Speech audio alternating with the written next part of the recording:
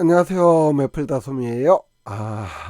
현재 초등학교 6학년 학생들은 이제 졸업을 앞두고 있지요.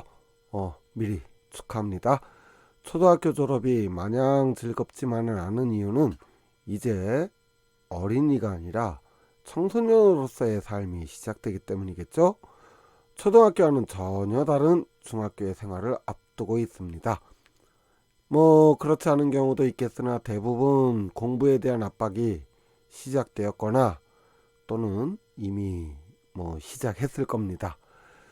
모든 방학이 다 그렇지만 그래서 중학교 입학을 앞둔 6학년에게는 졸업 이후 겨울방학이 매우 중요합니다. 그래서 지금까지 하는 조금 다른 방학 계획과 실천이 필요하게 되겠죠. 먼저 해야 할 일은 냉정하고 매우 솔직하게 자신을 분석하는 것입니다. 국수, 사과, 주지 과목을 중심으로 자신이 어느 정도 수준이고 무엇이 부족한지 파악하는 것이 중요해요. 그래야지 자신이 부족한 부분을 보완하는 방학계획 수립이 가능하기 때문이죠. 중학교 과정을 선행하기보다는 초등학교에서 부족했던 부분을 보충하는 것이 매우 중요합니다. 자, 당연한 얘기겠지만 독서가 가장 기본입니다. 독서는 모든 교과의 필수적인 도구이기 때문입니다. 글을 읽고 그것을 이해하는 능력이 없다면 아무리 많은 시간을 들여서 공부를 해도 효과는 미미할 수밖에 없어요. 따라서 겨울방학을 이용해 집중적으로 독서 습관을 잡아주는 것이 좋습니다. 그렇다고 해서 책을 무조건 많이 읽는 것은 좋은 게 아니에요. 자신의 수준에 맞게 적절한 방법이 필요하죠. 기본적으로는 인문학 책을 권장하지만 고전 명작들도 좋은 선택입니다. 책을 읽을 때에는 한 챕터 정도를 읽고 나서는 반드시 요약해서 정리해보는 습관을 가지는 것이 좋아요. 한 권 전체를 읽고 할 수 있다면 좋겠지만 적어도 한 챕터 정도는 읽은 내용을 요약할 수 있어야 합니다. 이런 독서력이 어느 정도 수준이 되면 같은 시간 공부를 해도 공부의 효율은 엄청난 차이를 보이게 돼요. 많은 학생들이 교과서를 읽고 교과서의 내용을 요약 정리하는 활동을 힘들어합니다. 문제집을 풀으라고 하면은 잘하는데 정작 책을 통해 얻은 지식을 체계적으로 정리해서 자신의 것으로 만드는 것은 어려워한다는 것이죠. 또한 책을 읽어 습득한 지식을 노트에 요약하여 적는 활동을 통해 보다 지식을 구체화하는 훈련을 할 수 있습니다. 이것은 중학교에 가서 수업 내용을 노트에 적는 필기 훈련에도 도움이 되고 보다 효율적으로 수업을 들을 수 있게 되는 거죠. 자, 두 번째로 공부 습관을 길러야 돼요. 공부를 할 때는 40분에서 50분 동안 집중적으로 책상에 앉아 공부한 뒤에 10분에서 15분 정도의 휴식의 패턴을 가지는 것이 좋습니다. 또한 공부를 시작할 때에도 10분에서 15분 정도는 쉬었다가 공부를 시작하는 것이 도움이 됩니다. 이때 잘 쉬는 게 중요해요. 스마트폰을 한다든지 TV, 컴퓨터 등 미디어를 보는 것은 쉬는 게 절대 아니에요. 쉰다고 생각을 하지만 뇌는 끊임없이 활동하고 있기 때문입니다.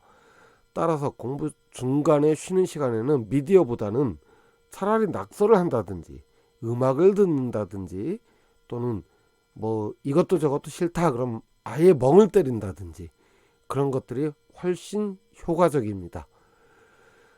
자, 다음으로 공부 계획을 전략적으로 세우는 방법입니다. 무작정 거창한 계획도 혹은 지나치게 쉬운 계획도 도움이 되지 못해요. 새학기가 시작되는 3월 전까지 겨울방학을 1월, 2월 두 달을 어떻게 보내느냐는 굉장히 중요하기 때문입니다. 계획을 세울 때 몇 시부터 몇 시까지 뭘 하겠다 하는 형태의 타임라인은 정말 아니에요.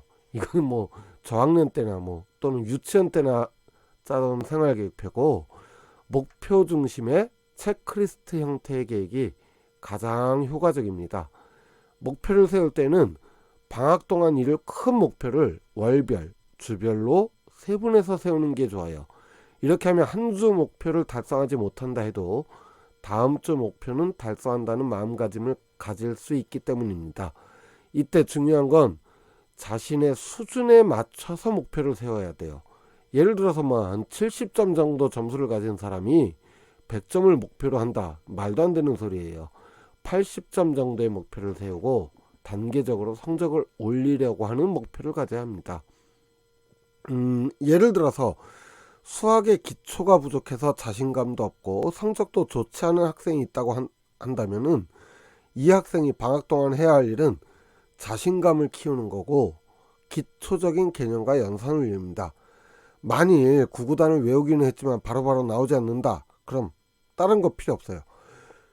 그냥 구구단 주구장창 외워요. 그래서 곱셈의 연산훈련을 집중적으로 해야 합니다. 그렇다면 이런 식으로 목표를 세울 수 있어요. 겨울방학 동안 최소한 중학교 수학 수업을 따라갈 수 있을 정도의 기초를 세우는 거죠. 그러려면 5, 6학년 수학 중 연산 단원을 집중적으로 반복해서 훈련하는 겁니다. 1월에는 5학년, 2월에는 6학년 수학을 중심으로 주별로 문제를 집중적으로 풀어보고 틀린 문제는 뭐 프리집이라든지 해설, EBS, 에듀넷, 뭐 기타 등등 부모님, 언니, 오빠, 형 뭐 다 활용해서 기초 개념을 알아들을 수 있을 때까지 이해하고 다시 틀린 문제를 풀어보는 형태로 공부하는 것입니다. 자, 마지막으로 겨울방학 동안 공부만 한다는 건 말도 안 돼요. 신나게 놀아야 돼요. 매우 중요한 일입니다. 하지만 PC방이나 스마트폰만 가지고 노는 건 너무 소모적이에요. 물론 게임도 적당히 즐기는 게 뭐 나쁜 건 아니에요. 하지만 이왕이면 즐겁게 하되 보람이 있는 계획을 세우는 것이 좋습니다. 뭐 악기를 킨다든지 운동을 한다든지 또는 뭐 그림을 그린다든지 뭐 캘리를 한다든지 등의 자신의 성향에 맞고 즐거우면서 보람 있는 일, 그런 취미 활동을 하는 것이 좋겠지요.